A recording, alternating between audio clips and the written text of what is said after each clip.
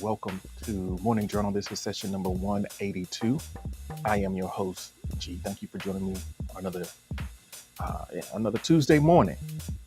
Today, we're going to be talking about the pursuit of excellence, I guess, as the primary thing. So if you are interested in listening in and kind of reflecting on your experiences of doing things well and the things that stand between you and doing things well, then this might be the place for you today.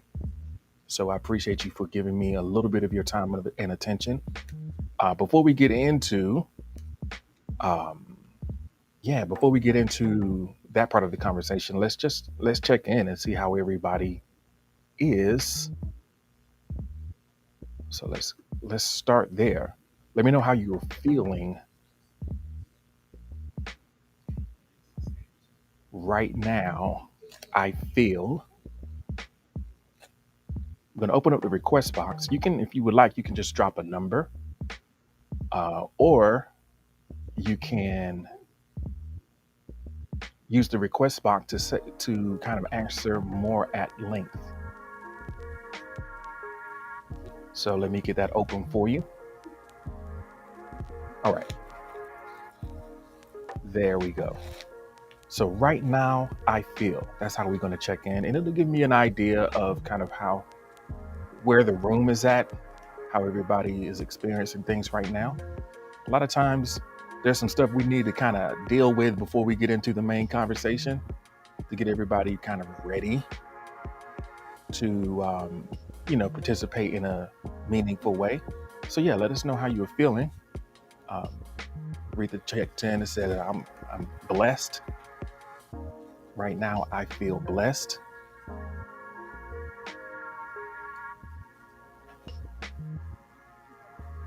So Sigma says, right now, I feel slow like fire that needs kindling. I feel slow like fire that needs kindling. So just kind of simmering over there. Still got the heat, but not enough energy to consume anything. Well, I guess the good news is that the fire is still there, right? Mando, thank you so much for the like. Welcome in, Value 1.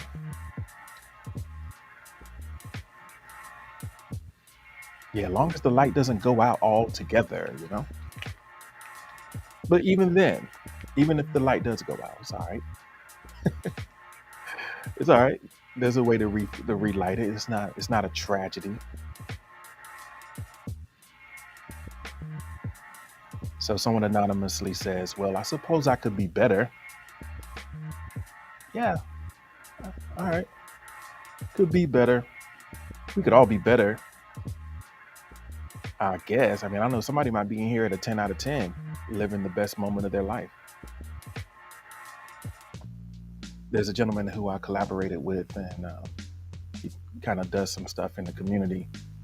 And every time I ask her, hey, brother, how you doing? He says, it's the best day of my life. It's the best day of my life. That's his standard response. I guess it's just kind of a way to default away from complaining about the situation. He's someone who's been through a lot. It's like, hey man, I survived it. I'm grateful for that much. And then, we'll get into it and he'll tell me kind of what's going on with them. So I guess the sort of thing is like, whatever is going on, I'm going to be grateful that I'm here. So Alexis says, right now, 10 out of 10, on top of the world. From getting over bronchitis and excited for Noble to be off for 3 whole days. Plus our neighbor brought us some much needed food last night. So you're doing great. That's awesome. Yeah, it's hard to beat the first day out of being sick, When you finally feel like you're yourself again, it really brings your gratitude into focus.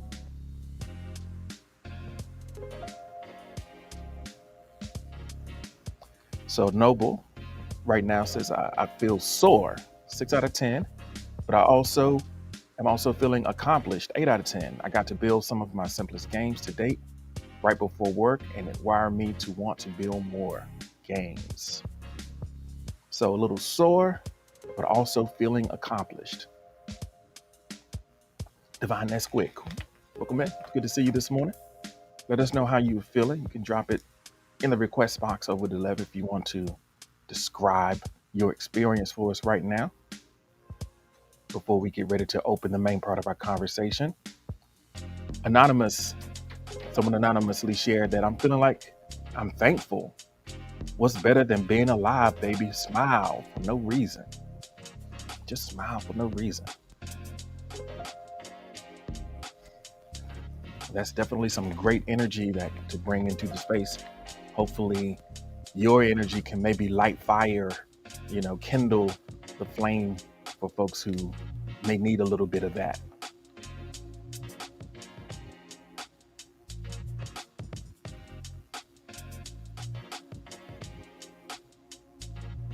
All right. Noble says, my 10 out of 10 would be told that I am able to make enough via AG from home full time. Yeah, that's the ultimate goal, right?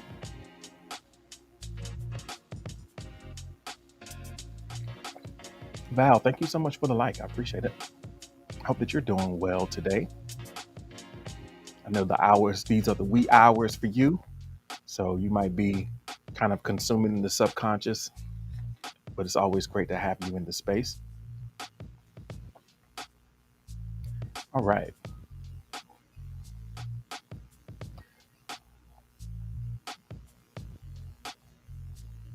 So Divine Nesquick says, right now, I feel like a solid 6. Doing pretty good, just haven't slept yet. So I'm tired as usual. Got to get that sleep schedule together. But otherwise, feeling pretty solid.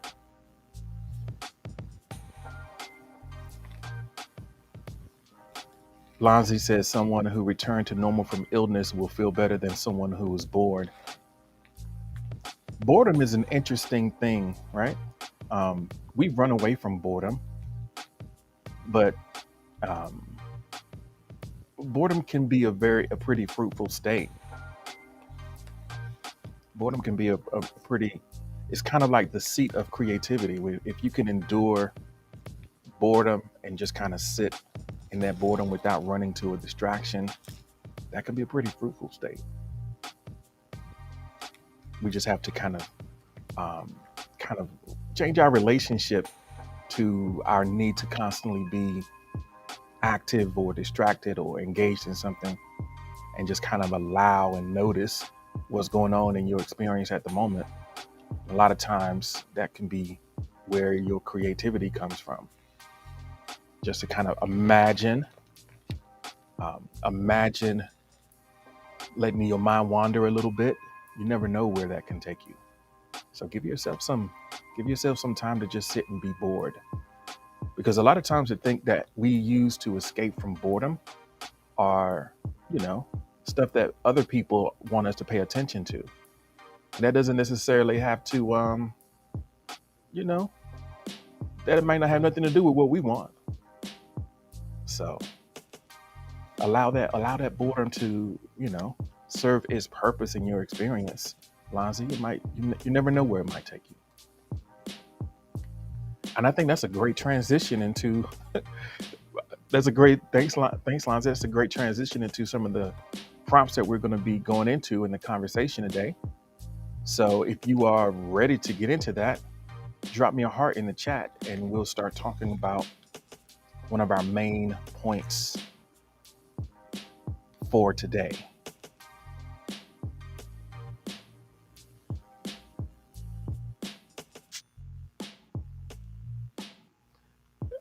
Okay. Noble says, and if I don't get bored,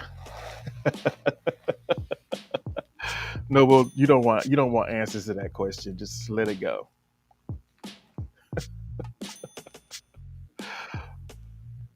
Oh man. But what if I don't get bored? Okay, here we are.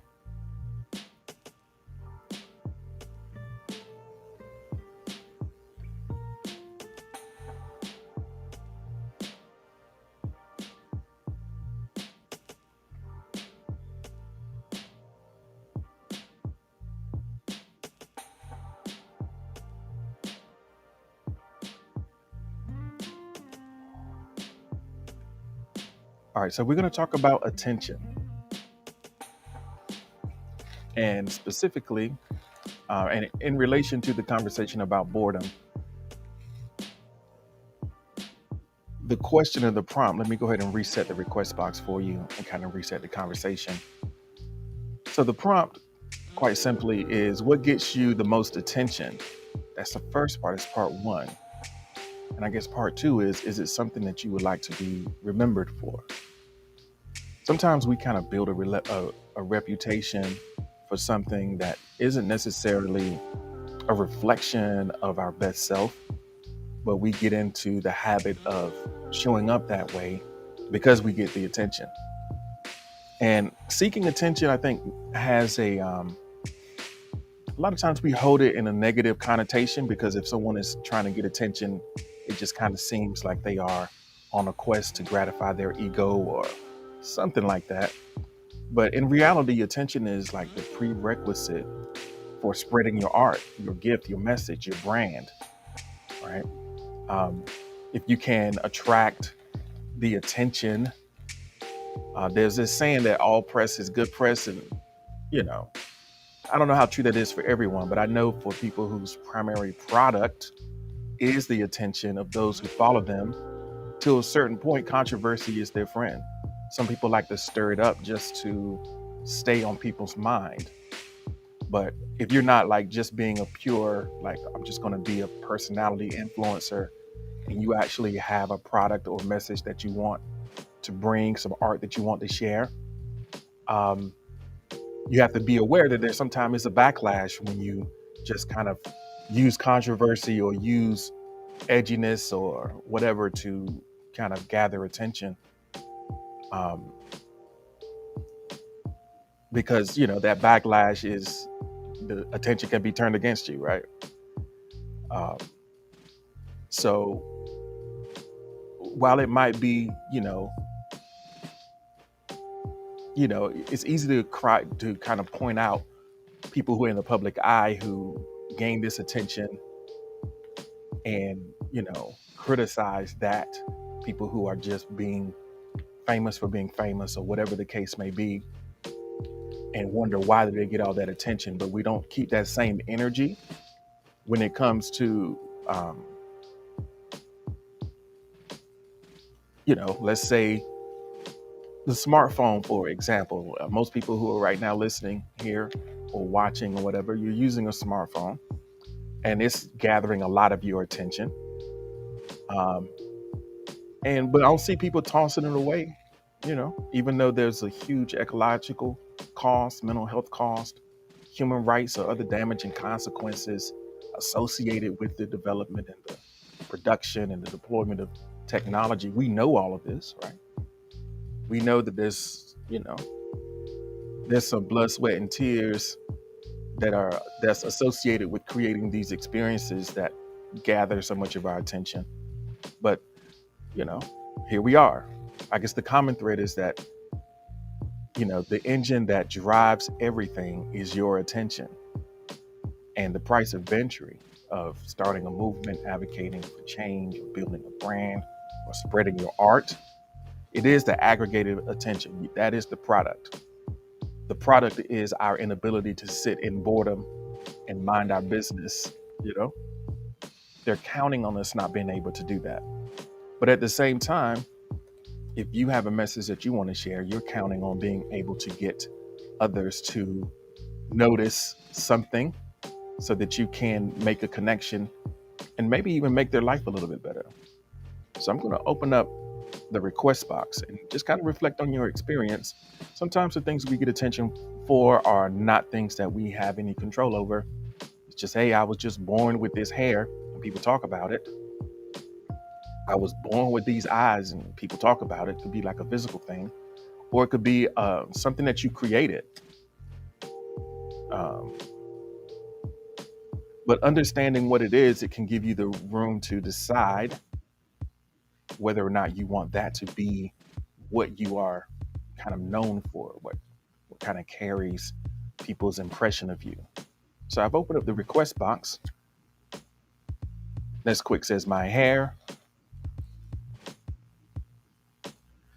Lonzie says like writing a controversial book to bring attention to other serious books. So that's the interesting question. Like when it comes to just getting attention for the sake of having it, sometimes you might bring attention to other books, but you might also undermine your credibility if you are not being sort of honest about what it is that you're trying to share. So I think Pickle Rick has joined us. Welcome in, Pickle Rick. I hope that you're having a good morning so far. Let us know what gets you the most attention. And furthermore, is it something that you would like to be remembered for? So this is kind of where we are right now. We might wish it was another way, but hey, it is what it is, you know. And it's worth looking at whether that's something that can be valuable in terms of helping you grow in the direction that you want to grow or share what you want to share. So next quick is fascinated by the hole in the blanket that your toe can fit in. Yeah, that's so. Alexis Autumn Elf says, I want to be known for my novels and my writing, as well as my work in activism. So that is the aspiration to be, that is what you want to be known for. And what is it that you think you're known for now? Is there a connection? And is there a way that you can bridge that gap? Pickle Rick says, I'm glad to see one of the OGs still going. Am I an OG, Pickle Rick? You consider me an OG? Yeah, I guess so. I mean, with the app that's 2 years old, you've been on it 2.5 years old, and you've been on it 2 of those years. And I guess I consider you an OG. I noticed where you standing on the list that you've been around for a while. Enter a nickname has entered the chat. Thanks for joining us this morning. Right now, we're talking about what gets you the most attention, and is it something that you would like to be remembered for? So Noble says, what gets me the most attention is my positive personality and my unique brand of thinking. It's something I want to be remembered for, as I am known as a positive person and ancient to match. Yeah, I think that definitely stands out for you. And that's something that you lean into. People notice, for sure.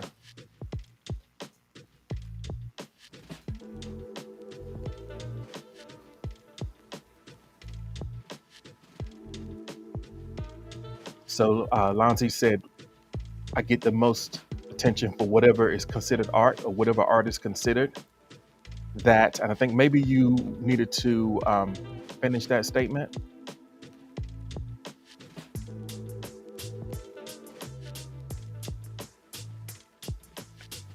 So Alexa says, currently I'm that weird deaf girl and the outspoken one when it comes to standing up for the rights of others.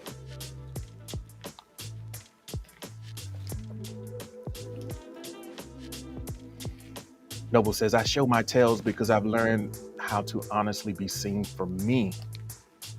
That's a great place to land a lot of times. And a lot of people just kind of go through this gig, trying to conform and be what other people expect of them. But you can lean into your individuality and be known for that. That's an awesome place to arrive. It takes some of us a long time to get there, and some of us never get there. So welcome in Mo and Tree. Thanks for joining us. So Pickle Rick says, you get attention for your will to lead by example.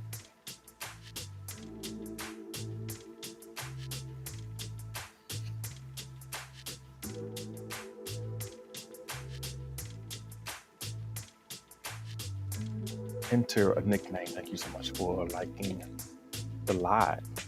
I appreciate that.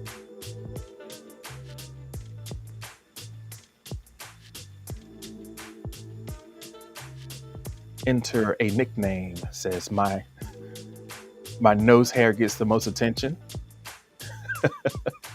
I want to be remembered as one who could sweep the floor with my nose. Well, I don't know, man. That's an interesting aspiration. I guess that's a little bit of a spectacle. Just, I guess, keep growing it. I don't know. It might be a lonely life. Um, but hey, you never know.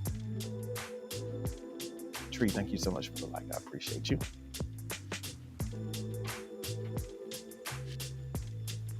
Val says, sometimes my art, sometimes my looks, and not really. Those weren't on my list of what I want to be remembered for. So you sometimes get noticed for your art, sometimes you get noticed for your looks, but those aren't really what you want to be remembered for.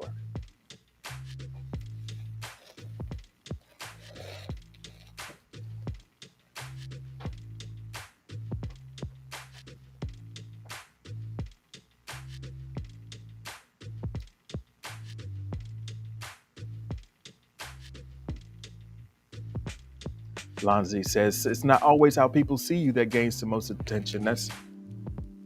That's true. That's true. Sometimes it's something outside of you. Um,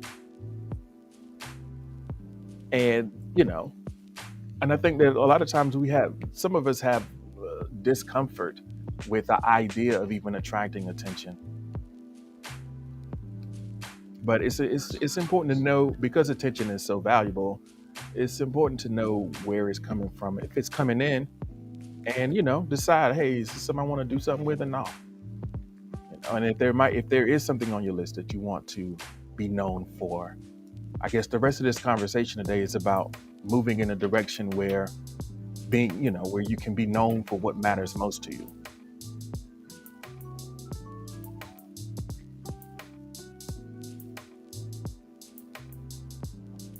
Enter a nickname says, Noble Ancient, we must stick together in order to make this planet amenable to plant sandwiches. Enter a nickname is a funny guy or funny being. I don't know what enter a nickname is, but I appreciate the humor. So Neswick says, I don't fully know how to answer this because I'm really awkward when it comes to attention. Yeah, a lot of us, especially folks who are a little more introverted or don't necessarily feel at ease with people noticing you run away from it. It's like, I don't mind me.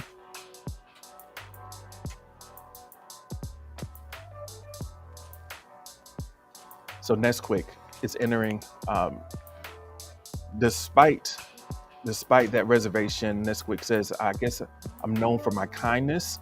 I'm generally pretty nice to people, and I care a lot about my friends. And yeah, it's definitely something I want to be remembered for, but also my hair. All right, for sure. Not really a fan of receiving attention. I wonder why that is. It's not a bad thing, but I think at some point we want someone to notice us, right? It might not necessarily be the masses, but I do think that we require, to some degree, some level of recognition, even if it's to be seen fully by one other person or by the people who are, close to us in our life. We want that type of attention, and I think that's healthy, you know. Um, but sometimes that reservation even extends into our interpersonal relationships. Not only do you not want to receive attention from the masses, you also want the people around you to just pay you no mind. Just let me be over here and do my thing.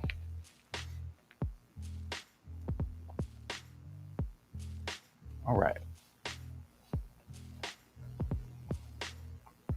Someone anonymously is sharing, my many artistic talents is what you get the most attention for.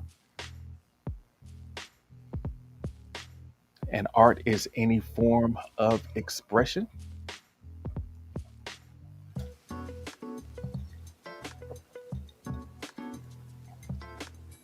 All right.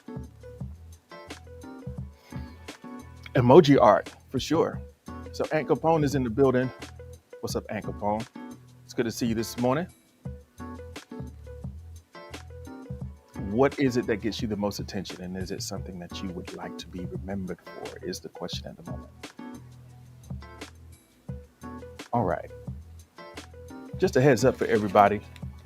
The house is alive this morning. If you're listening on phone, you probably can't hear anything because my mic is close to me and it doesn't pick up a lot of background noise. But if you do happen to hear something, just don't worry about it. Just go ahead on and continue on.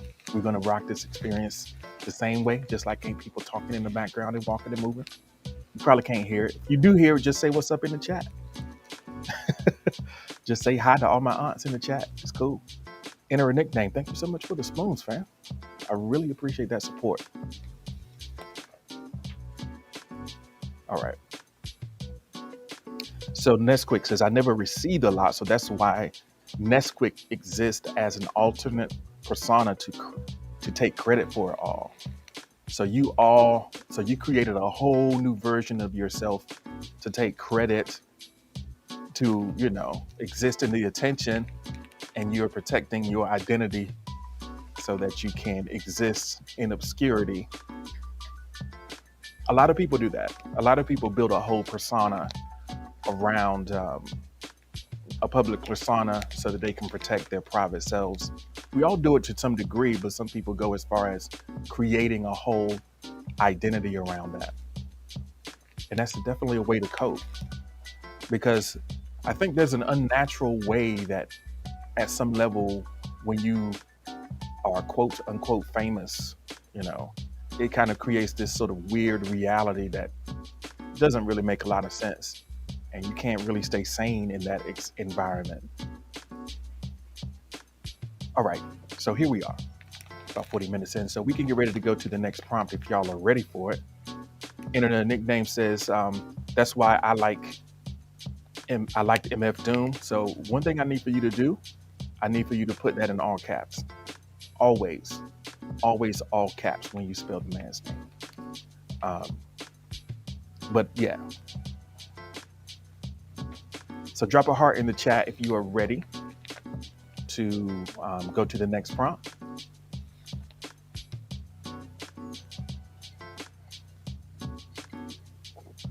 All right.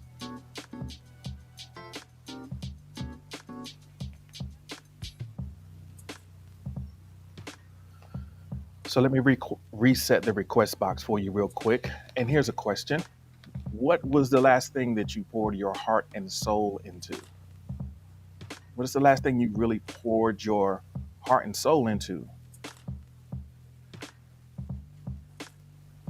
I think sometimes, life can beat you up and you can get out of the habit of trying really hard.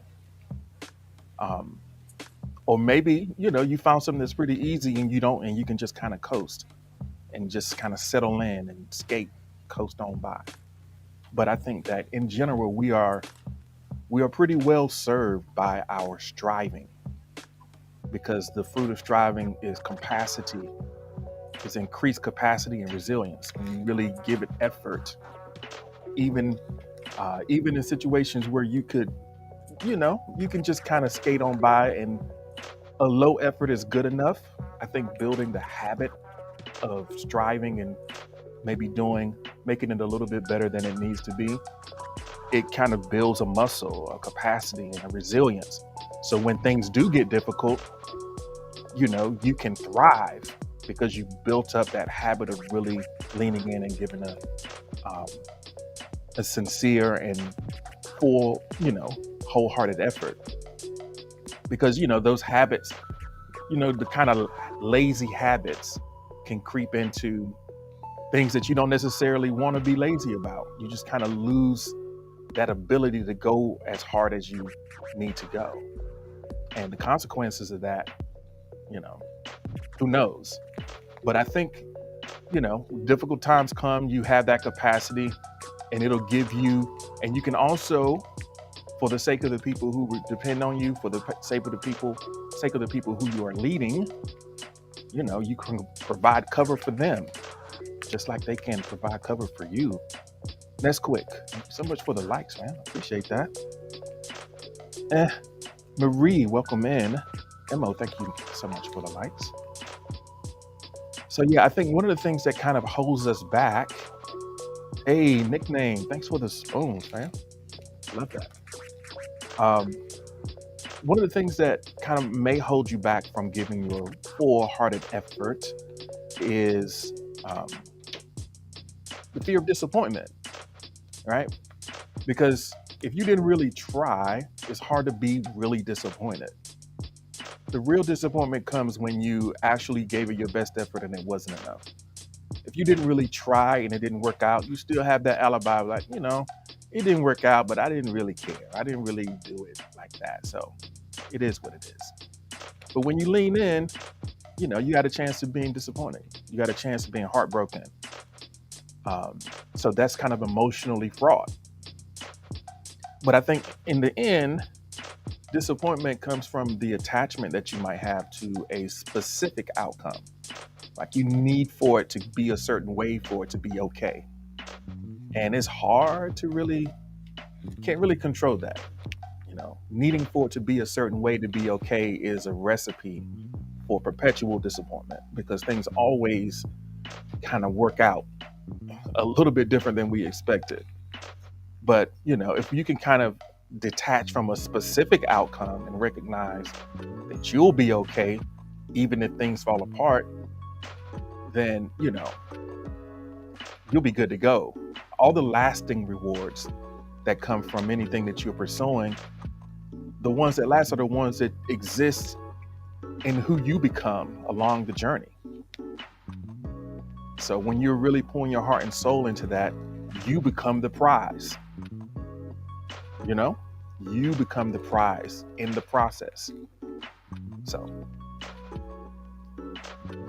let me open up the request box. I forgot I haven't even, it's like ain't nobody said nothing. Well, let me just open up the request box so y'all can say something.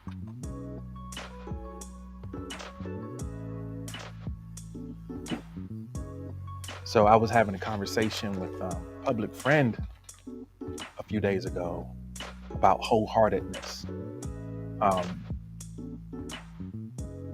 And I don't know, public friend, some of you might know public friend.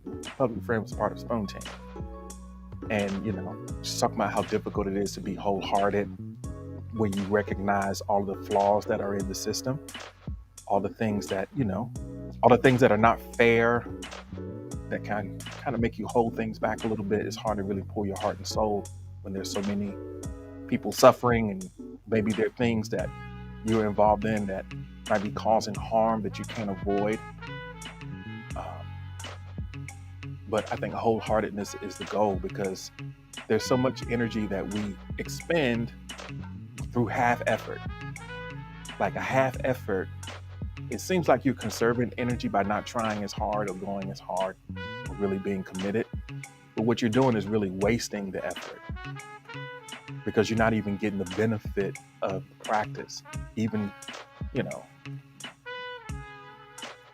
So I know I was just kind of rambling a bit. So let me catch up on what everything folks have been saying in the chat since I've been setting up this prompt.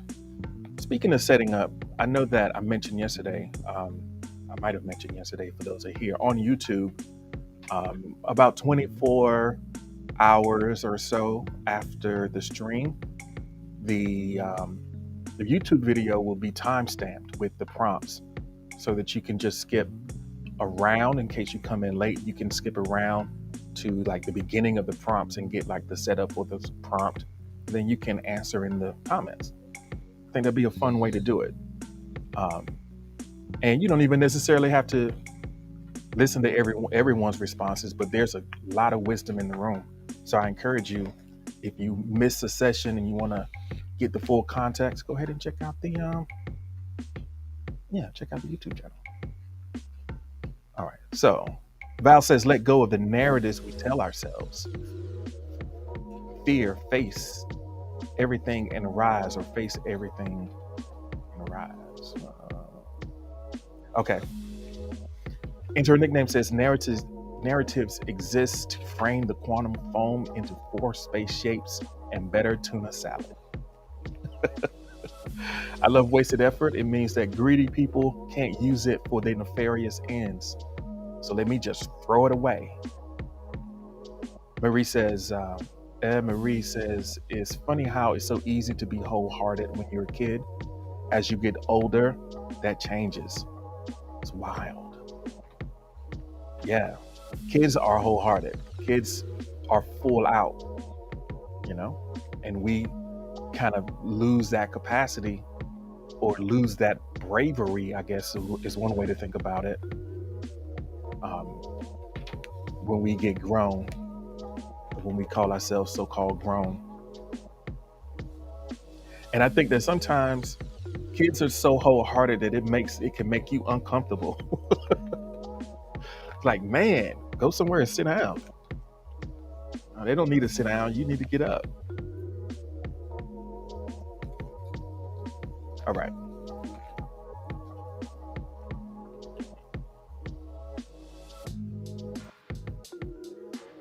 So Lanzi says, no one pours their heart into something they don't care about. For me, it's expression, not only for event, but for a purpose. So you pour your whole heart into expression, intentional expression. Yeah. We've had some conversations about expression here. And I think there are a lot of folks who are, creative people, value expression as a signal, and as an alternative to maybe get at some of the subtle things in our experience that straightforward language can't necessarily get at. So, expression. And I think the more skilled you are as an artist, as a writer, the subtler the points you can make, and the deeper the insights you can get at through your expression.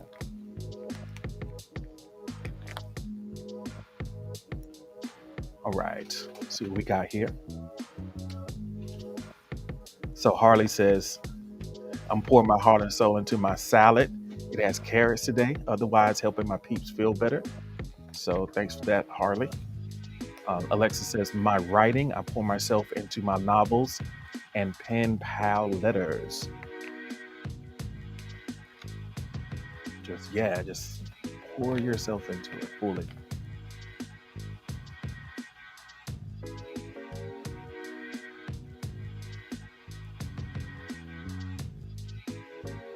So the last thing I poured my heart and soul into is creating a sincere relationship with Alexis.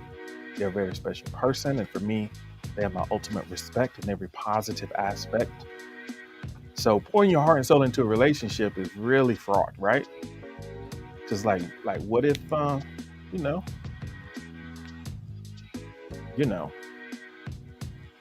takes a lot of courage. A lot of times we unlearn the ability to do that by, when we are hurt. We kind of say, no, not gonna do that no more. I'm gonna hold back a little bit. Not gonna catch me again. And that might be the decision that's right for you, but it doesn't come without consequences,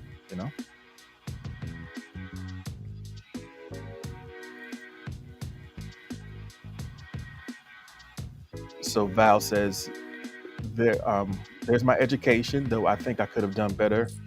And there was my last relationship. All I gained was trauma to recognize when my boundaries are crossed. Such a scam. It's like, man, you just got caught up in a couple scams.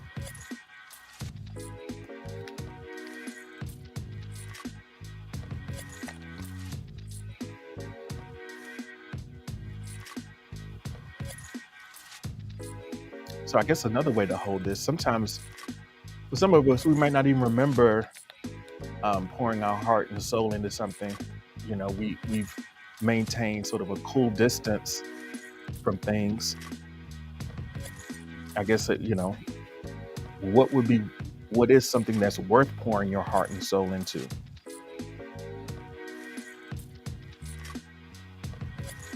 So Tree says, I started a family recipe book and it's almost done. So that's a very unique project. I think that I don't think we are necessarily as intentional about preserving that part of our family heritage. A lot of times, you know, there's certain people in the family who make things a certain way, and you know, if they're not around, then you just can't have it. um, and I think also it's yeah, I think it's a powerful thing, to be able to um, re-experience meals and food that remind you, because there's a lot of memories that kind of rush when you taste something. When you taste something that tastes like, when you were little, or the way somebody made it, it's like it takes you back.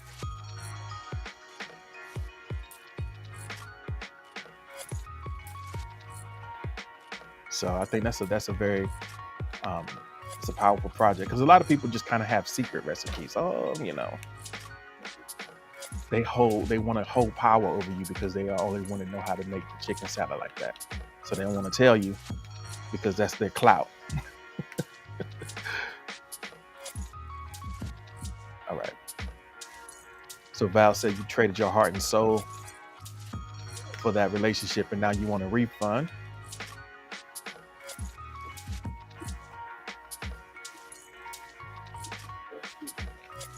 All right. Emery says, I made a habit of pouring myself into myself, refining myself, becoming a better me, loving myself, improving myself diligently. Whoever wants to stick around, cool. And those who don't, hey, you won't.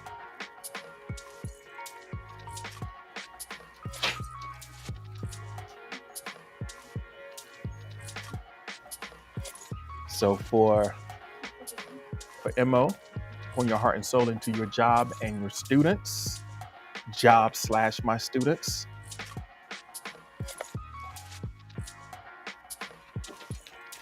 I think that that's a great approach, even though it can be extremely frustrating sometimes, especially when you are kind of operating within a system. But the only way to really do it and have it feel rewarding despite the challenges is wholeheartedly. And I think that now you have a mentor. 1 second, folks. All right, I'll see y'all later. Amy, where Amy at? She already left? All right, Amy, we praying.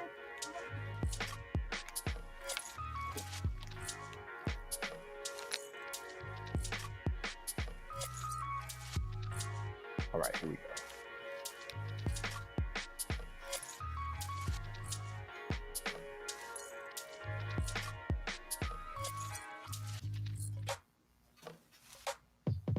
All right, so last thing you poured your heart and soul into is the prompt that we're working with right now. So let's go ahead and see what else we have here.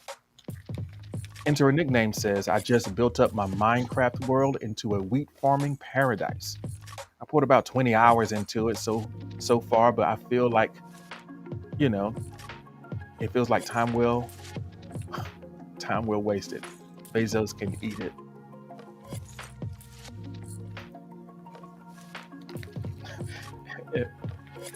Emo says, teaching is a trap. They know how much you love it, so they cuff you.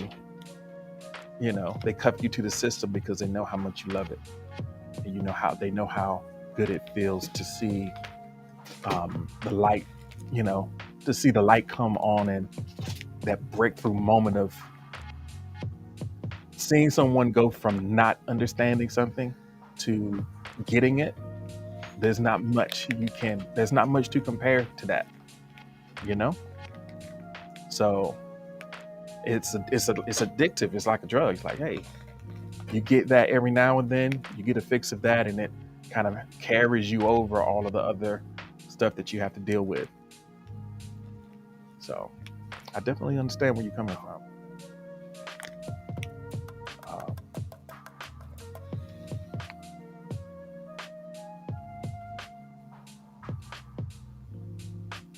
so the last thing you poured your heart and soul into is the question. So enter a nickname says, hey, I got this Minecraft world popping off. For Nesquick, it is, for me, it's probably my art. That's probably the last thing.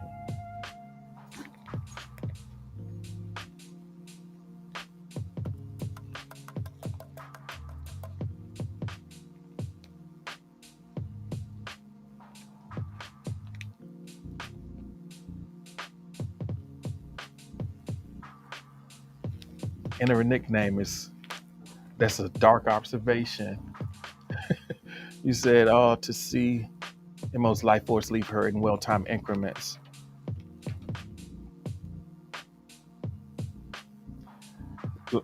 Lonzy says, while you may not help professionally, you can still teach outside of the constraints of the academy. Well, you know what, Lonzy, that's sort of what I do. That's sort of what I did. Um, you know, I've been in both, and you know, yeah. All right. Okay. So if we are ready, we can go into the next prompt. If y'all are ready, just drop a heart in the chat. We can get into that.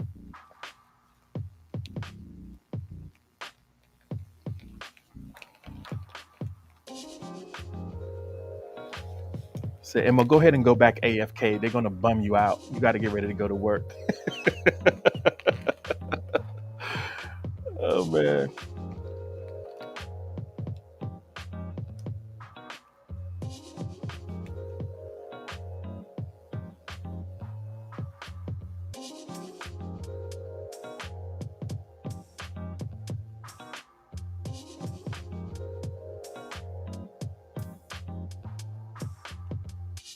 So Wham is in the building.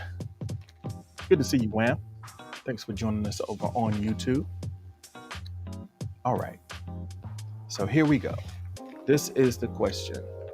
If you had to choose one thing to be truly excellent at, what would it be? If you had to choose one thing to be truly excellent at, what would it be? It's like excellent.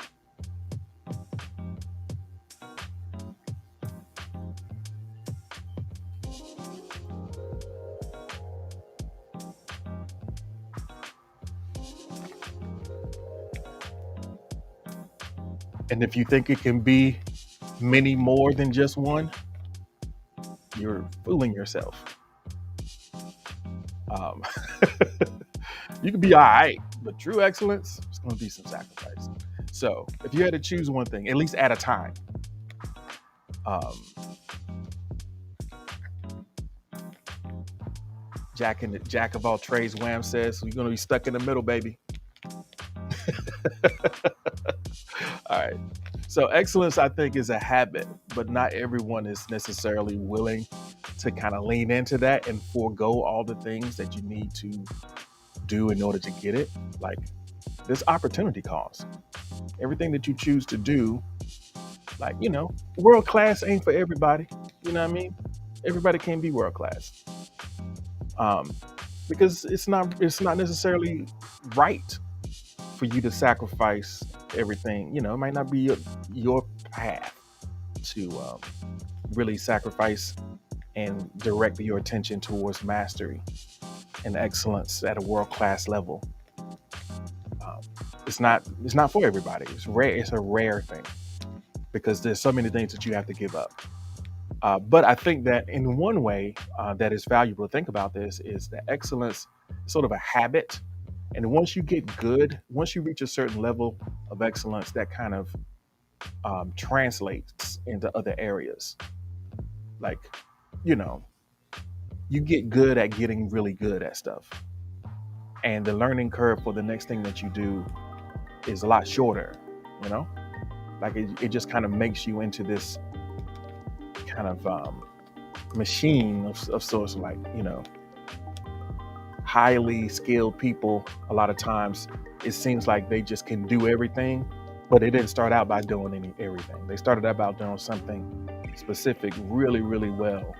And then they developed that habit of excellence in approaching the other things, typically. So a tree has joined. Marie says, I'm serious about, counting money. You want to be really good at counting money.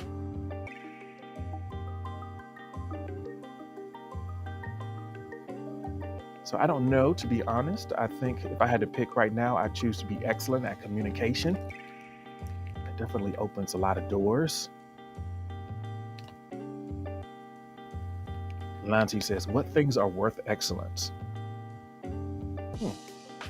I think everybody that's a very, I think that's a personal thing. Everybody has different values. And I think that one of the things that keeps us from really pursuing excellence is the fact that we believe,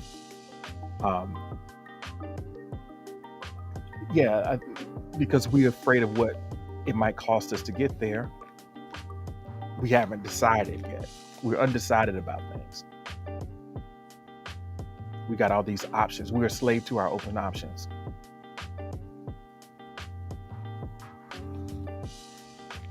So Noble Ancient says, I would say mine would be tabletop design, the process that leads to the final product, and to find out the games I make are actually fun to play. You ask.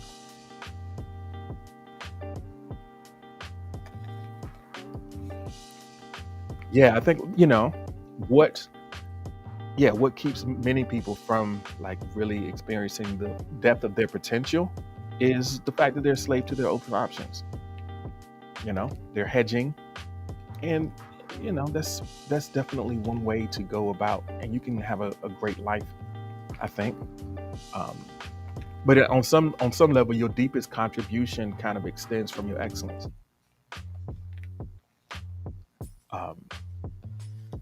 So Mark Anthony is here.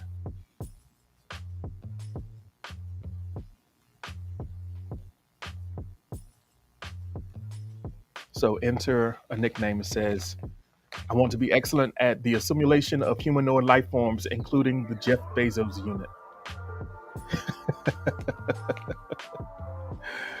Oh, man.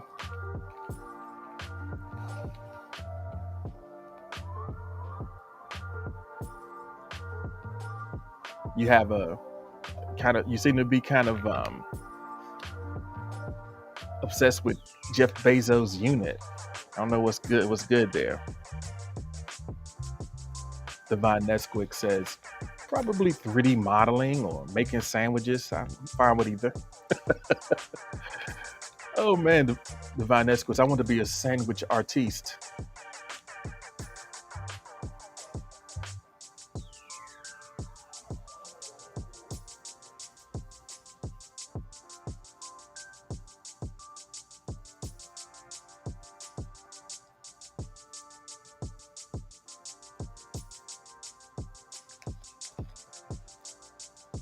So Alexis says, I want to be a polyglot and be excellent at languages. I already know French, some Icelandic, and some German. I'm learning Norwegian. I want to speak all languages? All languages? All? Okay. Man.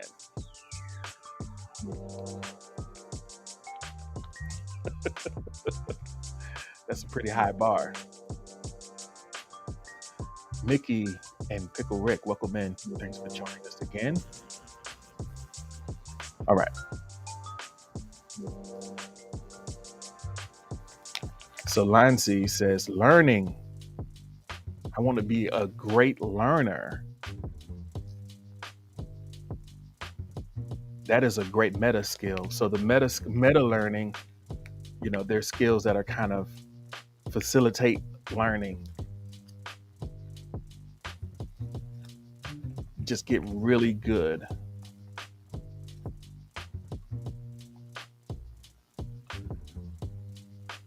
Pritchard said, call me Pritchard. All right, we'll call you Pritchard.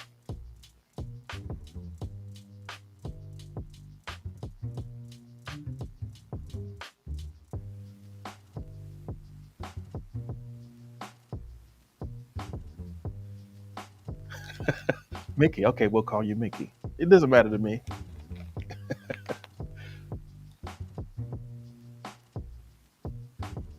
All right.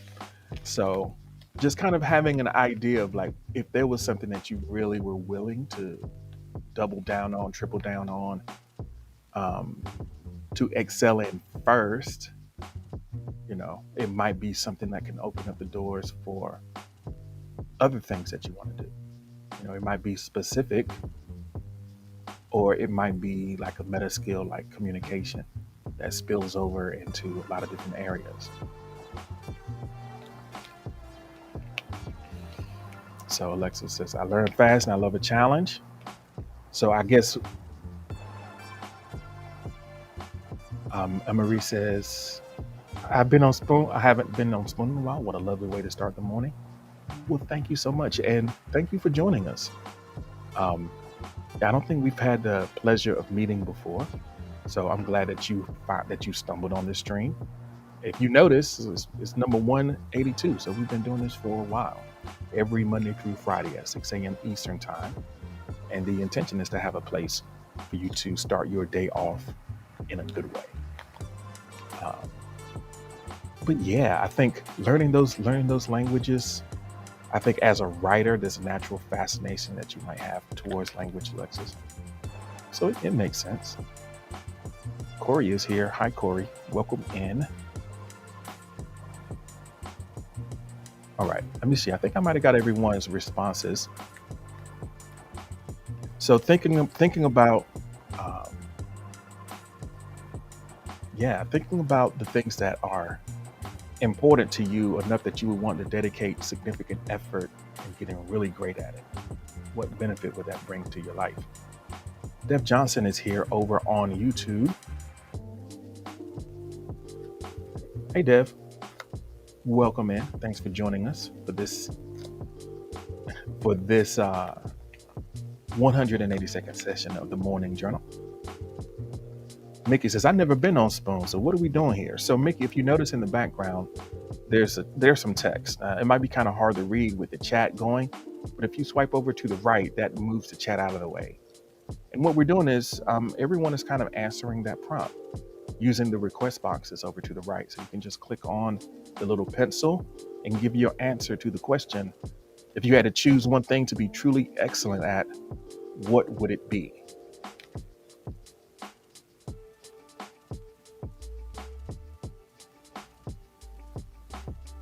Tree says, I would choose speaking. So let me know, Tree, did your public speaking class that you just finished last semester, did that kind of light the fire under you? Make you want to get up there and give a TED talk? Let us know what's going on with I don't know.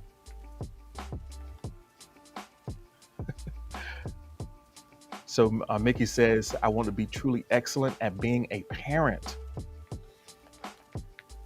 Wow, that's a great choice. Being an excellent parent, that's a great choice.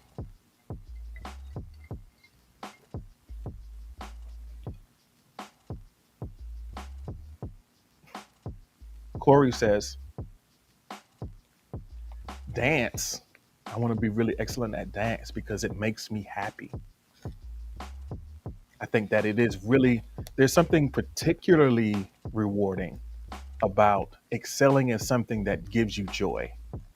Because when you have when you get really good at sort of a creative or an expressive thing like dance or art or music, guitar for Pickle Rick, it's so rewarding.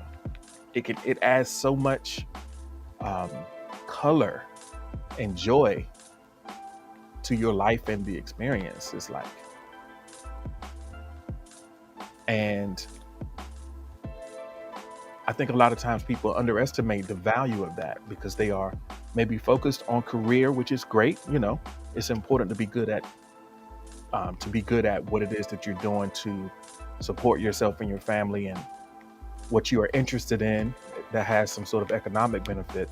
But the benefit of really excelling in art, even if it's not even noticed by other people, just what it does for you to get lost in that, the way that it's healing for you to engage in it, is very underappreciated. So I'm glad that dance is something that would stand in that space for you.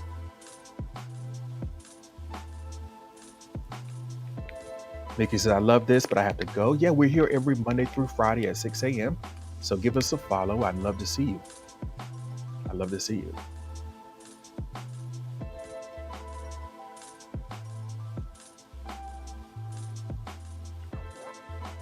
So Mo says, I want to be really excellent at doing the dishes. Oh man, I'm so sorry. I'm so sorry this causing you so much stress. Snake Guy, welcome in. It's good to see you this morning. We're talking about choosing excellence this morning, and I'd love to have you as a part of the conversation.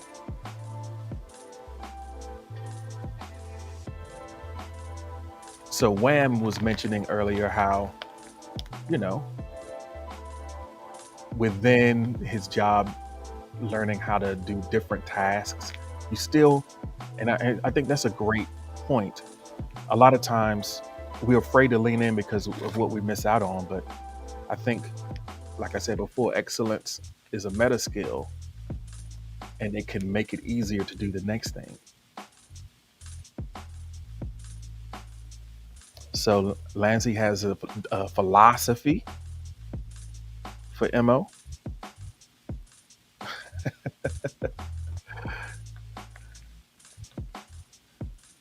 Mo has the pen out, ready to take note.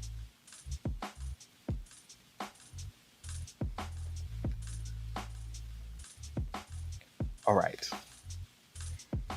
We are past the top of the hour. I know we started kind of late over on YouTube, but we passed the top of the hour. So I think this might be a interesting or a decent time to kind of do a recap. We got a couple more responses though. So Bex says, I want to be truly excellent at being persuasive. You want to be persuasive. You want to do that. I don't know what kind of what, Bex. Let me know what kind of stuff you're trying to get us to do. What are we in for if you do develop this mastery of persuasion? What you trying to get us to do, Bex?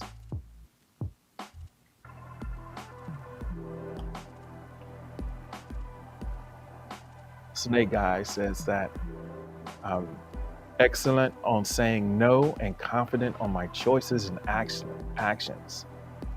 So you want to become excellent at saying no and confident with your choices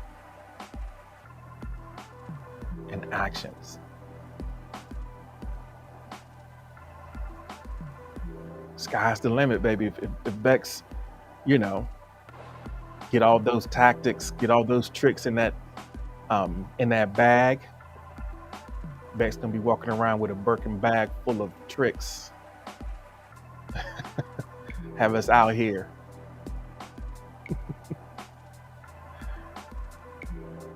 All right.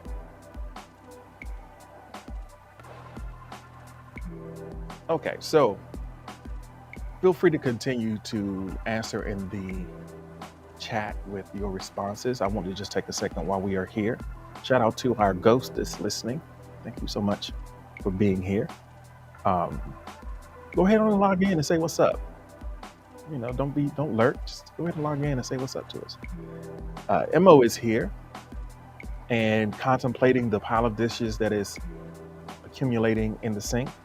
We got Snake Guy, Ed Marie, Divine Nesquick, Alexis Autumn Elf, Noble Ancient, Corey, Bex, Val, and Tree hanging out with us on Spoon.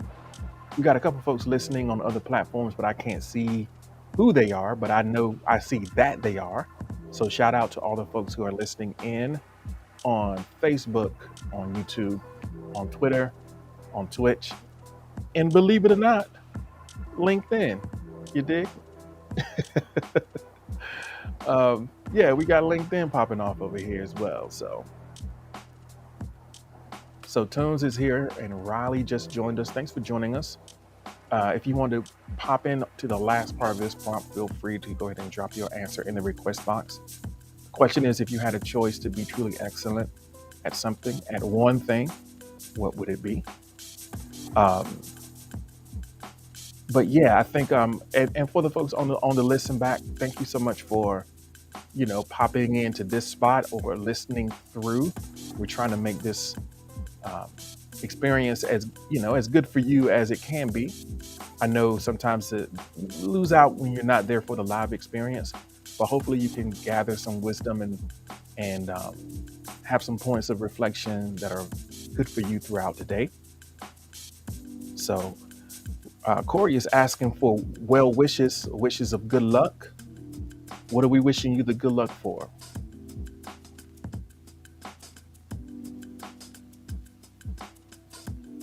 So Toombs says, I want to be excellent at being a diverse artist in all genres.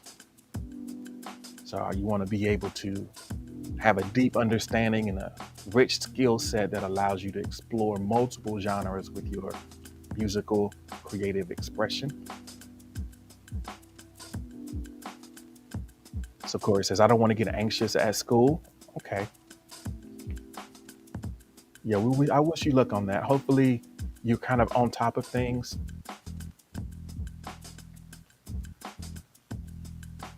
And the day is going to go okay for you.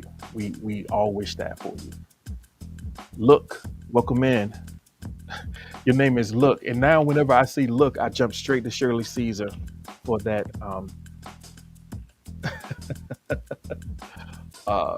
that Thanksgiving. Look,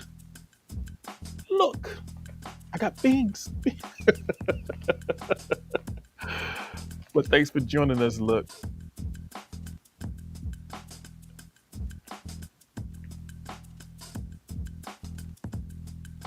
All right. So Riley says time management. That's what you want to become excellent at. Man, doesn't that, I mean, time management, that unlocks a lot of things. When you have good time management skills, you know what that opens up for you in terms of possibilities for your life. It gives you the ability to wear as much jewelry as you want in the morning. Like you can put all of your rings and earrings and bracelets and all of that on in the morning before you go to work. But if you don't have time management, all of that's not for you. You got to keep it simple. You can't necessarily adorn yourself the way that you would prefer. And that's the main thing,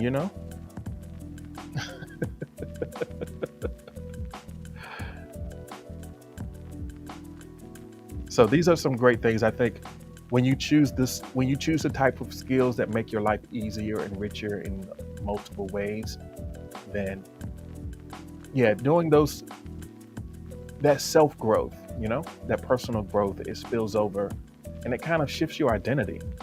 You just become the type of person who pursues excellence and who really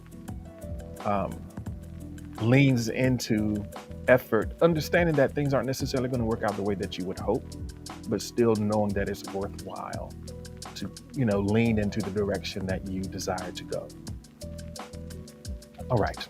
So are we ready to go to the next prompt? Go ahead and drop me a heart in the chat and we can get into that. Riley, thank you so much for the likes. I really appreciate it. That's beautiful. Glad to have you here. Okay, let's get ready to go to the next one.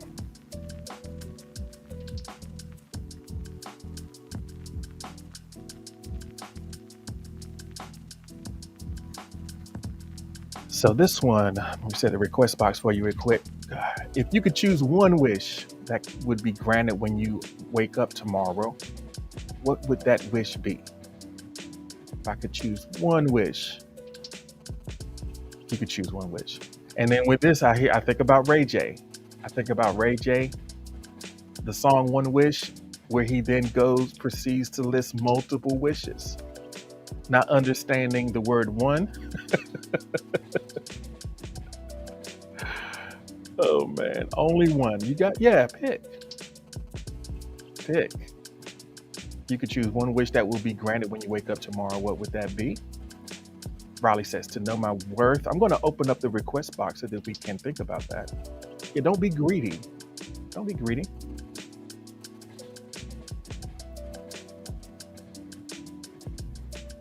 And don't waste the request box with saying a million more wishes. Don't, do the work. Do the work. I think that there's some things that we do want deeply that we don't necessarily, we're not necessarily willing to admit.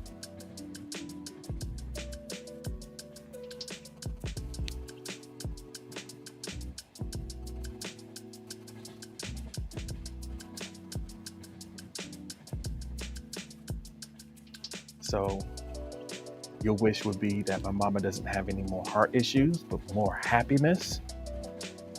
Yeah, I think that definitely anything that is disturbing the health of yourself or someone that you care about, you would definitely not prefer not to have that to deal with. John Jones, welcome in. Thanks for joining us.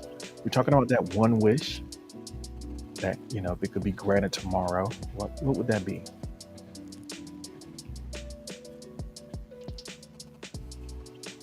So Beck says to have my student loans paid off or forgotten. That would be, you could snap your fingers.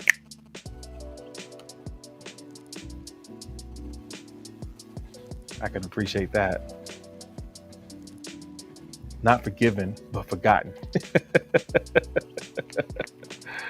Oh, it's like it never happened.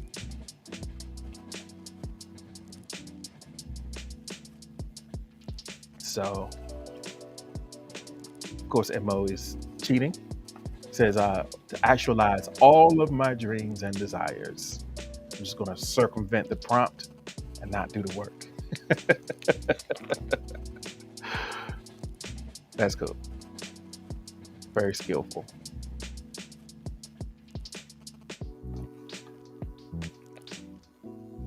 So someone anonymously says, I'm going to be wholeheartedly honest. A couple mil shrugs. Oh, we're going to be technical. So MO's going to be technical right now.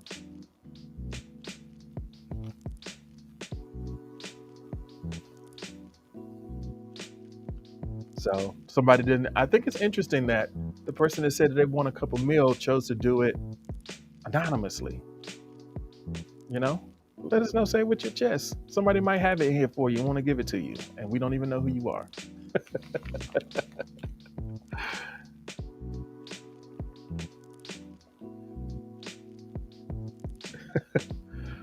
Look, Riley says, I love the honesty. I love the honesty, but I hate the lack of courage. Say it with your chest. Closed mouths don't get fed. All right. Noble Ancient says, my single wish is to wake up to be working armistice games from home full time in all the right ways.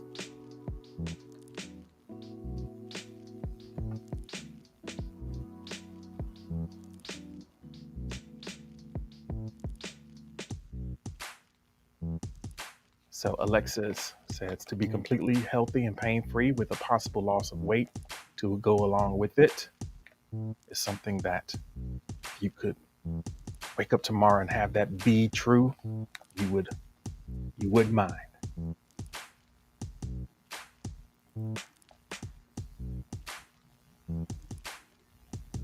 So Nesquik says that I have a lot of wishes, but I think I'd wish for one more day with my dad. Yeah, definitely appreciate that. A lot of times sometimes we have regrets, or maybe we just things left unsaid, things that occurred to us when it was too late. So I guess the lesson in that is to say the things that you need to say and value the people who are in your experience when you have an opportunity to do so.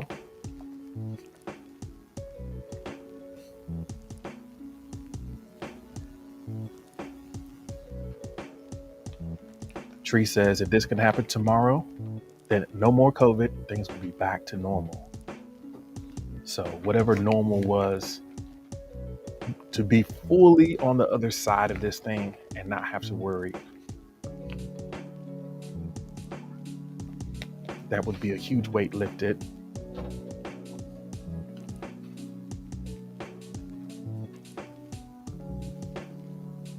So I think that some of the wishes that we bring, that we have, they kind of exist in the realm of wishes because we have such a faint notion that they could be possible for us. But I think for some of us, and some of the things aren't necessarily things that we can make happen, but they are things that inform the things that we truly value. A lot of times we go day to day and we live in opposition to our deepest values. Rather than honoring the things that are most important to us, we find ourselves responding to the urgencies of other people's agenda. And that takes up all of our time. And it's comfortable to do that because we get the immediate feedback and satisfaction of the acceptance of another person or whatever the case may be. You know, we get the feedback or the benefit of comfort in the moment at the expense of what really deeply matters. So some of the things that we wish, whether it be secretly or deep down, we have like these deep desires that don't necessarily get expressed in our everyday life. But when we express them, they kind of are a hint at something that's important to us. So whether we can directly address the wish per se, we can learn something from the fact that we feel that there is a lack in that area. So a desire to have your student loans forgiven and to be past that is, an understanding of how important it is for you to be free from the burden of debt. A desire for one more day with a person who you can't be with anymore reveals how important it is to you to value your relationships. And it might inform a choice that you might make today that you might not have made had not that wish been brought to your awareness. So the things, Tree mentioned COVID and being back to normal. I think that sometimes our lives can shrink down to a new normal and we never fully recover because we've normalized the absurd, you know, getting out again and truly appreciating your health and your freedom of movement and your ability to explore and connect with other humans face to face, you know.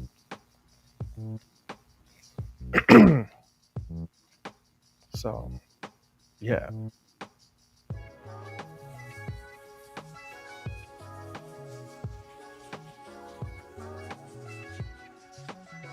So Marie says, some people are just good people. They like being nice, but it's not appreciated.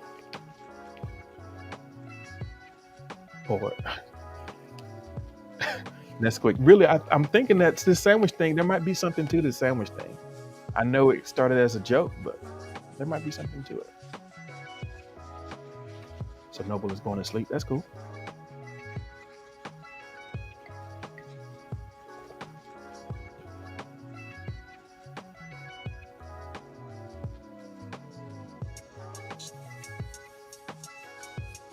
So,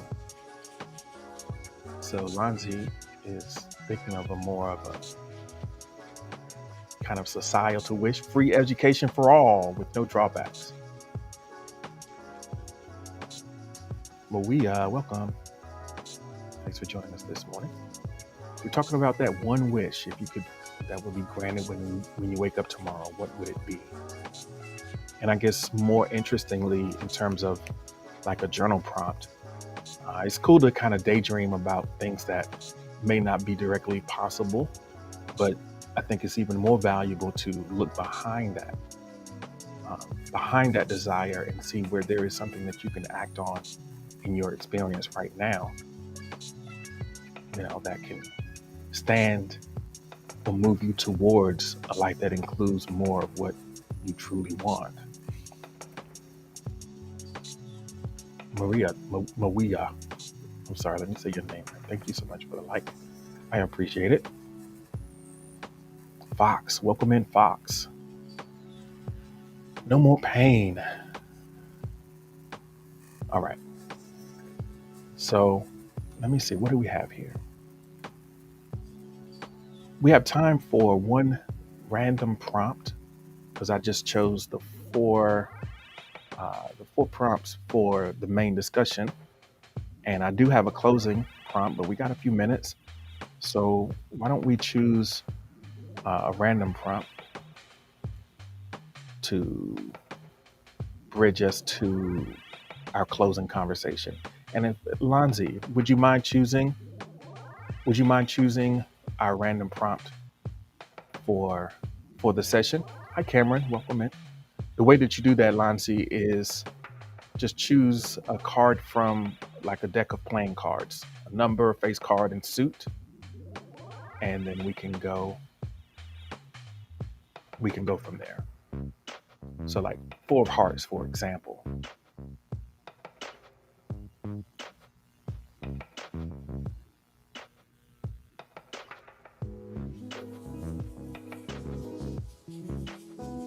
Sakori's going to hit us with the fit check. Lonzi says Queen of Spades. All right, Fox is giving us tarot vibes. All right, Queen of Spades. Let's see.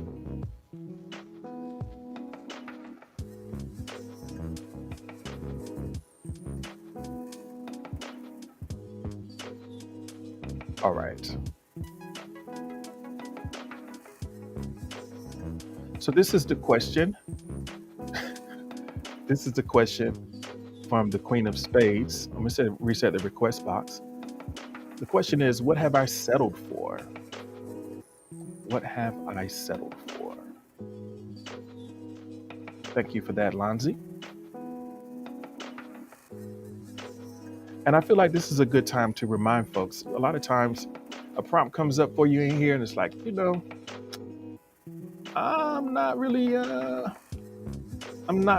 wanting to share that with everyone, but I do want to think about it and reflect on it. You can always, like I said, swipe the chat over to the right, screenshot and come back to it later. Or now you can hop over to YouTube. In about 24 hours when the video processes, you'll be able to jump straight to this prompt and maybe come back to it later. But what have I settled for? And I think that's a great, it just so happened that that's a great follow-up to the prompt about the wish, like the thing that you would, if you could wake up tomorrow and have it just magically be, what would it be? I think a lot of times what we settle for is like the opposite of that, So what have you settled for? It could be better, and maybe you have it in your power to make it better, but you're just like, no, this is good enough. Christopher, welcome. Thanks for joining us this morning.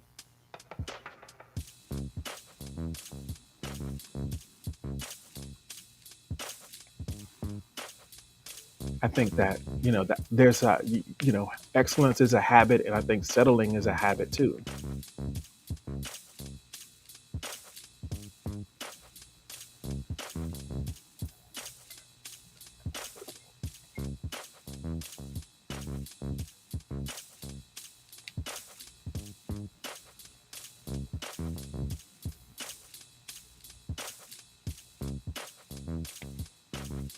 Marie says, life, it is what it is. It is what it is. I guess that is it's an abbreviated variation of the serenity prayer, but just the first half of it, you know? There's also the courage part, right? Accepting what you can't change, you know. And then there's the changing what you can. There are definitely some things that you know, there are things that it's worthwhile to just surrender to. But I think um, for everyone, there is some zone, however small, of power that you can operate in. And there's some zone of influence in your life that you can exert that can make a difference for you and others. And I think the degree to which we engage that possibility, I think that is the degree to which we feel satisfaction with our life and our experience.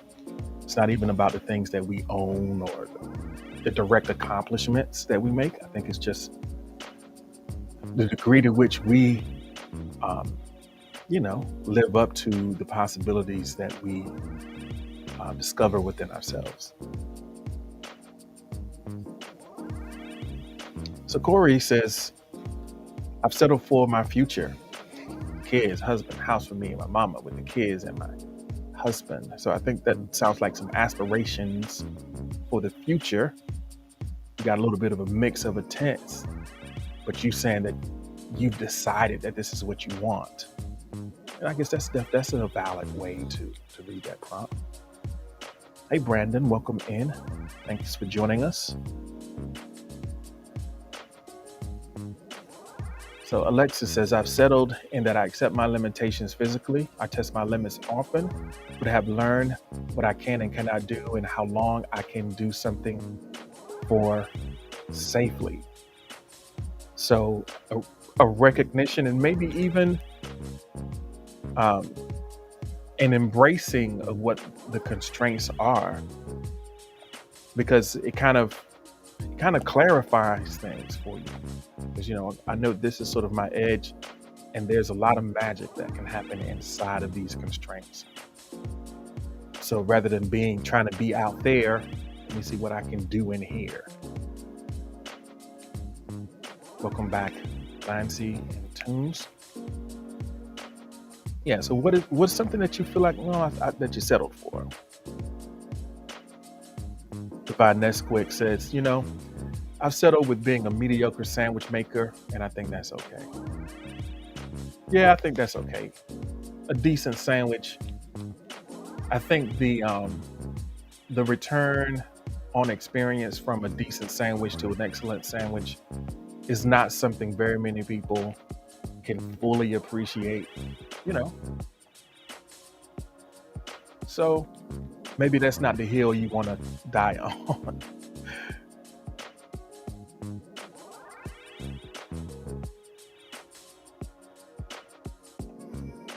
Peanut butter and honey, peanut butter and jelly.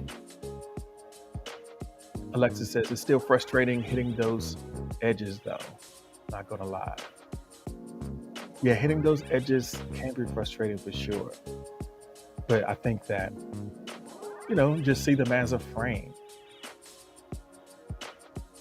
Just see them as a frame. Everything, there's an edge to everything. So.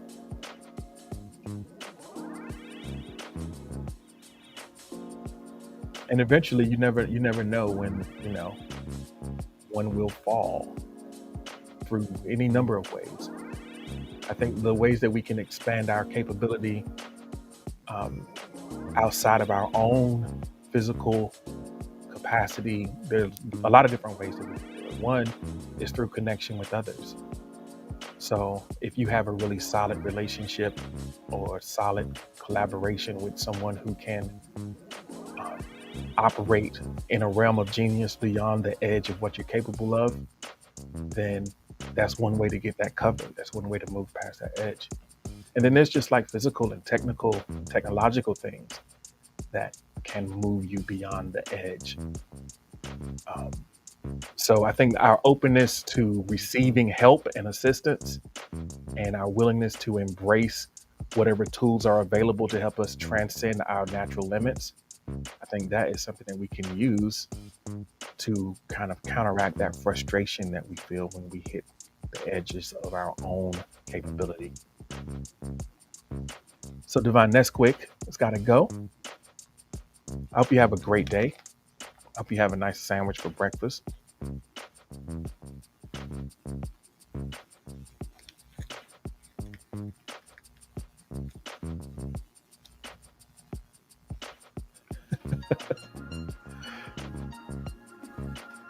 Yeah, it's kind of dramatic. It's kind of dramatic. So, Lanzi says, helping people. You've settled for helping people. I guess say more about that. In what ways do you feel that you are? Is that sort of a commitment that you've made?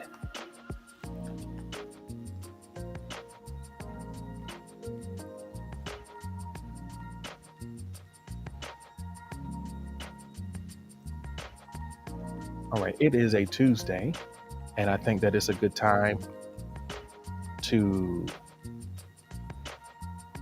remind you, even though Noble has left the chat, it is Tuesday, so that means Gamer Shop is coming tonight at 6 p.m. Eastern Time, which is 3 p.m. Pacific. So you can check out Gamer Shop and learn more about tabletop games. We also have in the house Mo, who is the icon of the raccoon that you see in the chat. That's Mo. Mo's the host of Go to Work, which will be streaming right after Morning Journal. So if you are interested in listening in to a Get Ready With Me ASMR stream with very little chat interaction, just kind of listening in, go ahead and check out Go to Work with Mo, starting right after this stream. Tuesday is also, what else is anybody else streaming today? Let me know. One thing I like to do is try to let folks know where to check out other good content. So if you got something that's coming up, drop it in the chat so I can plug it. You dig? So tomorrow, oh, that's right, Alexis, are you going to be chasing Noble's stream after? Are you going to be doing a gameplay stream after the Gamer Shop tonight? Let me know if that's going on. I know that you are really double down in preparation for your Wednesday stream. So if you're going to be following or chasing Noble, well, that's what's up. So follow Alexis, and I guess y'all maybe going to be playing a game from Armistice Games, or maybe you're going to be playing something else. But you can just kind of listen in as Alexis and Noble play a tabletop game and just kind of hang out in the chat. And as for me, this is Morning Journal. I'm here every Monday through Friday at 6 a.m. Eastern Time. Also on Fridays, we have additional streams. So at 6 p.m., we have Rhythm and Muse, which is Rhythm and Muse, I think going forward is going to be these random prompts that you select, because I'm not going to try to come up with a whole program for Friday night. But we have plenty. We have hundreds. Well, we have 3 full decks. So I guess that's 150, 60-ish cards to choose from. So that's plenty to pick from. So Friday night Rhythm and Muse is going to be music, some freestyles maybe, and prompts from the decks.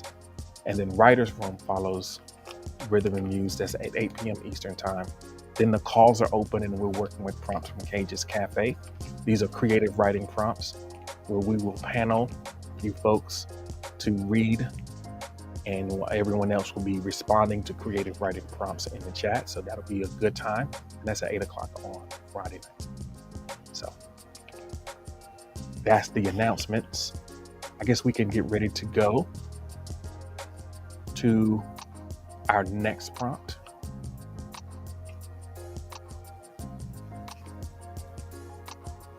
Let me find it.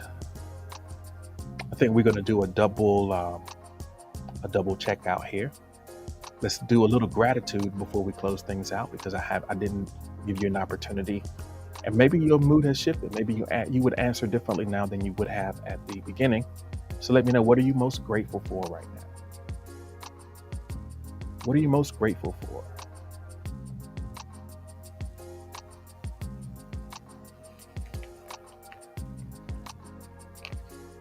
So the whole experiment here is to kind of raise our awareness and to direct our attention to something that is kind of fruitful, that can maybe make today a little bit better. And I think gratitude is a great tool for that. So Eliza says, I'm grateful for life. I'm grateful for life. Hello, Matthew. Thanks for joining us.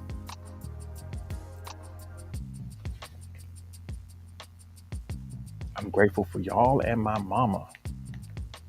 Yeah. I'm grateful for you as well. You bring a lot of positive energy to the spot, Corey. So I'm glad to have you here on these mornings for sure.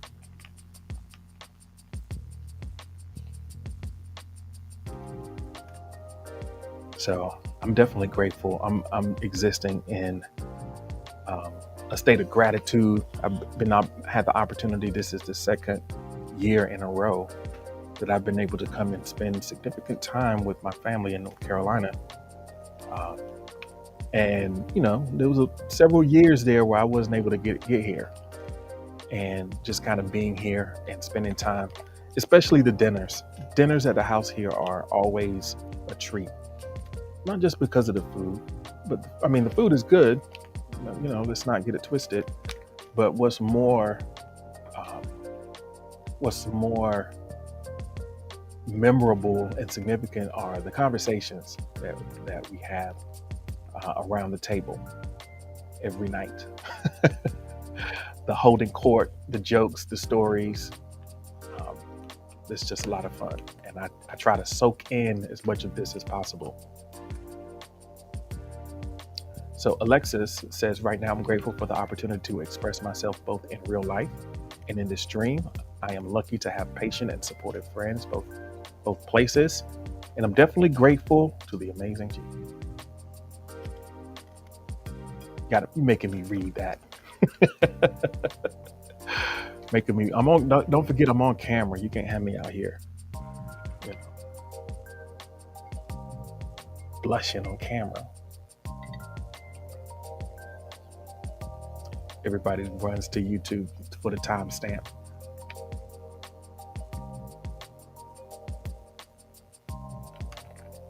All right.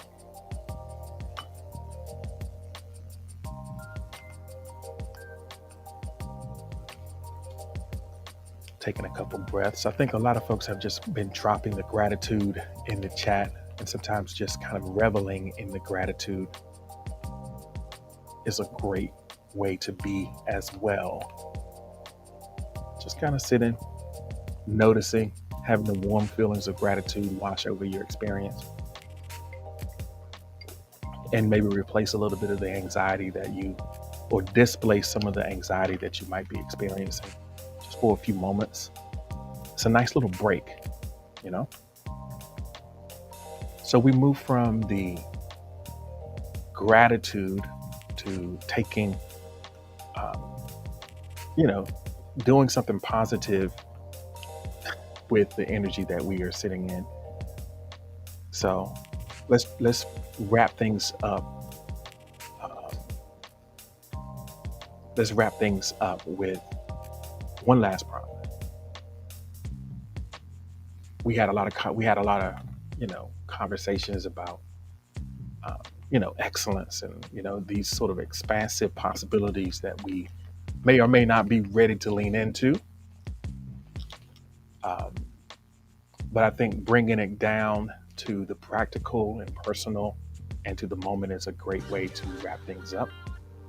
Because if it still just kind of exists out there as a distant wish, a distant goal, it doesn't necessarily give you anything to grab onto to make today a day that moves you in that direction.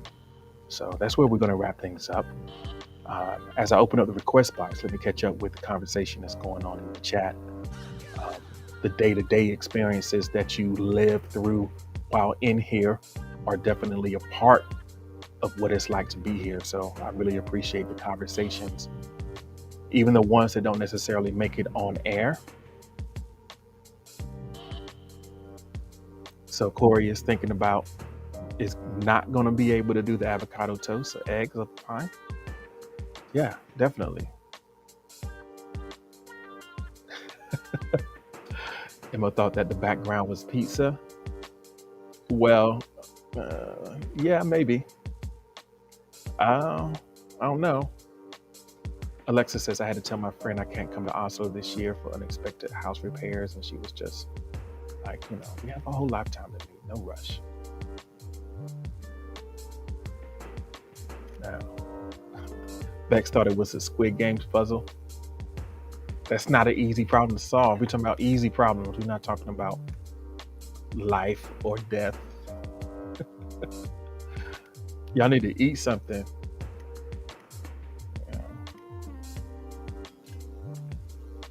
So I'm one of those folks who hasn't watched Squid Games. So Happy is here. Welcome, Happy. Thanks for joining us. So easy wins. What are some easy wins? Some easy things. Some things that can just build some momentum. I think the easiest thing for me is just to respond to these couple emails. I got a little work to do. Got a little business to take care of.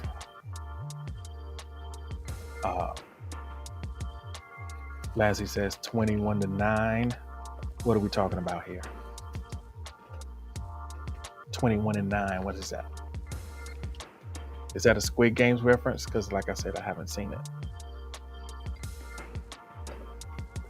Oh, the easiest problem, 21 minus 9. You can go easier than that, can't you?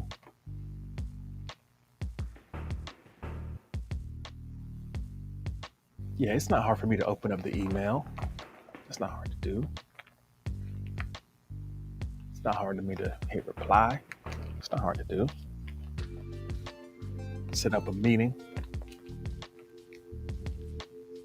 All the little things that are now back a part of my life since the holidays are over and everyone is fully engaged in the business of business.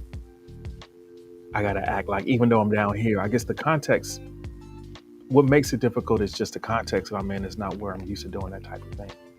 If I'm in my office, it just seems like what's supposed to happen here. But I'm at my dining room table at my mom's house. Don't seem like I need to be answering these work emails. Don't seem like the right place for it.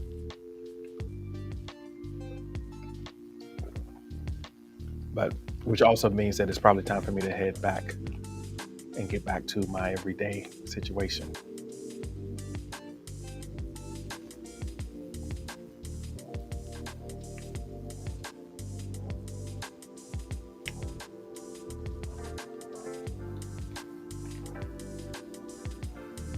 So we are coming down to the last few minutes of the stream. And I really appreciate everyone's time and attention and participation today. Alexis has answered. The easiest problem I can solve today is to stream today. I will have got my booster, and the only problem is, what game do we play next?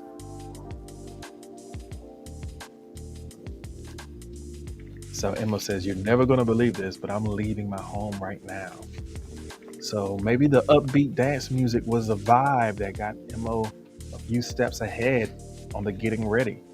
I'm proud of you, Emma. I don't know, maybe you even got time to stop at Starbucks and treat yourself to a handcrafted beverage.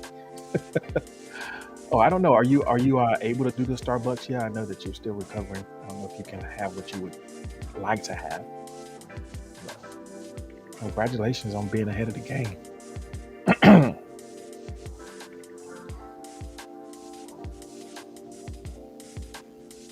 So the easiest problem is to stream, and now figuring out which game.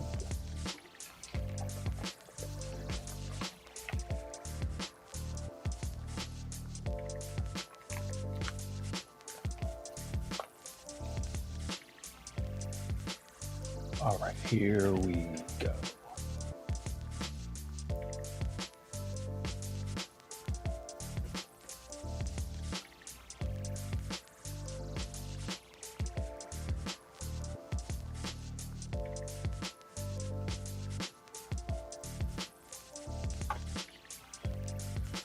So, cousin Delilah just checked in, almost missed it.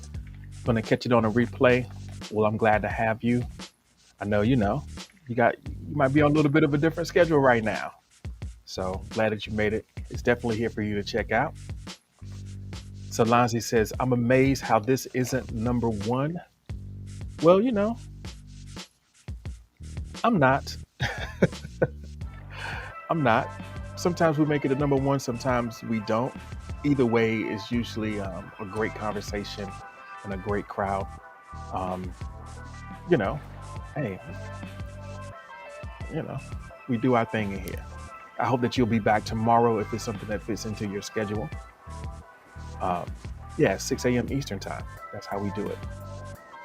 One last round of shout outs before we head out of here. We got Mo, Brandon, Alexis, Corey, Lanzi, Maria, Bex, Val, and Tree. Y'all all are awesome. And have a wonderful Tuesday, folks.